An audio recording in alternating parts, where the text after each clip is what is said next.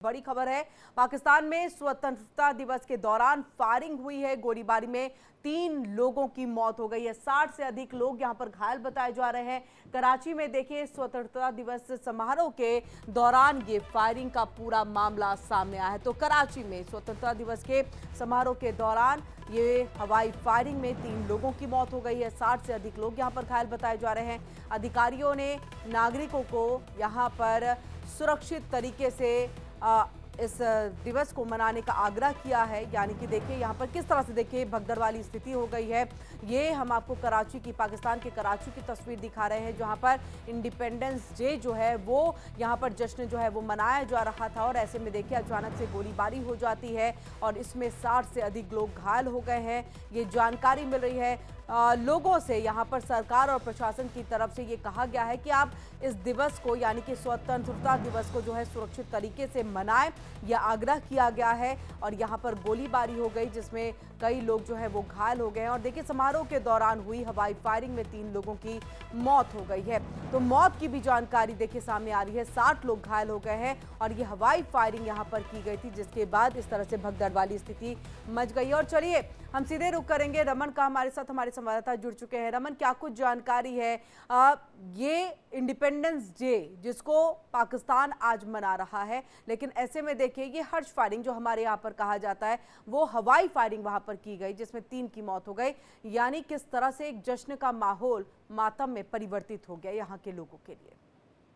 देखिए, निश्चित रूप में जिस तरीके से भारत का कल स्वतंत्रता दिवस है, तो 14 अगस्त को पाकिस्तान का निर्माण हुआ था और 14 अगस्त को हर साल पाकिस्तान के अंदर आज़ादी का दिवस जो है वो मनाया जा रहा था। और इसी वक्त कुछ लोगों का उन्माद जो है वो देखने को मिला। आज़ादी के इस मौके पर उनकी तरफ कराची शहर में जो है वो कुछ लोगों की तरफ से हवाई फायरिंग की गई है। और इस हवाई फायरिंग में 3 लोगों की जो है वो मौत हो गई है, जिसमें एक वरिष्ठ नागरिक है, एक 8 साल की बच्ची जो है वो शामिल है। अधिकारियों ने इसे लापरवाह हवाई गोलीबारी जो है वो बताया है। और इस तरीके से लगातार एक हम कह सकते हैं कि जश्न मनाने की कोशिश की जा रही थी, लेकिन जश्न में वो ये भूल गई कि इस जश्न में कहीं ना कहीं कुछ लोगों को जो है वो नुकसान हो सकता है। और साथ ही साथ में जो पाकिस्तान के न्यूज एजेंसी है उनके मुताबिक ये भी बताया गया है कि शहर भर में अलग अलग जो विभिन्न घटनाएं हुई हैं उसमें कम से कम 64 अन्य लोग गोली लगने से जो है वो घायल हुए हैं। तो ये एक बहुत ही दुर्भाग्यपूर्ण रहा है कि जिस तरीके से पाकिस्तान के अंदर चाहे आज़ादी का दिवस हो या फिर किसी भी तरीके के जो प्रदर्शन वहाँ पर देखने को मिलता है, उत्सव देखने को मिलता है, तो इस तरीके से हथियारबंद लोग जो है वो हवाई फायरिंग करते हैं। इससे आप अंदाजा लगा सकते हैं कि पाकिस्तान के भीतर जो आवाम है उन तक भी जो हथियार कितनी आसानी से उपलब्ध कराया जा सकता है। वैसे तो पाकिस्तान को आतंकिस्तान कहा जाए तो वो बिल्कुल सही होगा, क्योंकि एक आम शहरियों के पास भी अगर इस तरीके के हथियार मौजूद हैं और वो जब जश्न का मौका होता है तो इस तरीके से फायरिंग करते हैं जिसमें आम लोगों को जो है वो सीधे तौर पर नुकसान उठाना पड़ता है, तो इससे दुखद जो है वो कुछ नहीं हो सकता है। बिल्कुल रमन, देखिए यहाँ पर जबरदस्त क्राउड है, लोग जश्न में बिल्कुल उस समय जो है वो डूबे हुए थे और अचानक से वहां पर इस तरह से फायरिंग। और देखिए कहा जा रहा है हवाई फायरिंग, लेकिन कितनी बड़ी ये लापरवाही कि 3 की जान, कितने लोग घायल हो गए हैं। ऐसे में गिरफ्तारी को लेकर के क्या कुछ जानकारी हासिल हो पाई है? देखिए, निश्चित रूप में इतनी भीड़ जहाँ पर जश्न आज़ादी का रहा हो वहां पर हथियारबंद लोगों का पहुंचना और उसके बाद गोलीबारी करना सुरक्षा में भी कहीं ना कहीं एक बड़ी चूक जो है वो मानी जा रही है। पाकिस्तान के अंदर इस तरीके की घटनाएं जो है वो पहले भी होती रही हैं और आज भी उसी तरीके की घटना जो है वो देखी गई है। अब जो कराची में स्थानीय पुलिस है उसके मुताबिक कुछ लोगों को अरेस्ट जरूर किया गया है, लेकिन अभी उनसे पूछताछ की जा रही है। और इस पूरे मामले में सबसे पहले तो जो घायल लोग थे उनको वहां से स्थानांतरित कर हॉस्पिटल तक पहुंचाने का कवायद जो है वो शुरू की गई।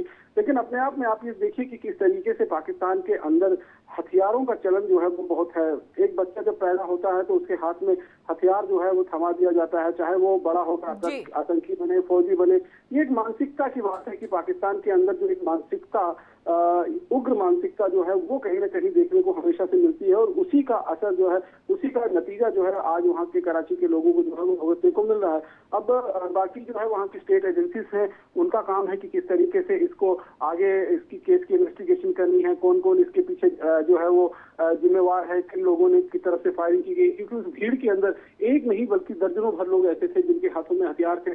किसकी गोली से कौन व्यक्ति जो है वो जख्मी हुआ है, किसकी गोली लगने से कौन व्यक्ति व्यक्ति जो है वो मारा गया है। और ये सारी तो एक इन्वेस्टिगेशन का पूरा एक सिलसिला रहेगा, वो इन्वेस्टिगेशन शुरू कर ली गई है, लेकिन कुछ एक लोगों को हिरासत में जरूर लिया गया है, उनके हथियारों को जब्त किया गया है और साथ साथ में पता लगाने की ये कोशिश की जा रही है कि क्या कोई एक साजिश के तहत हुआ है या खाली जश्न के बीच में लोगों ने अपना आपा खो दिया और इस तरीके की फायरिंग जो है वो शुरू कर दी।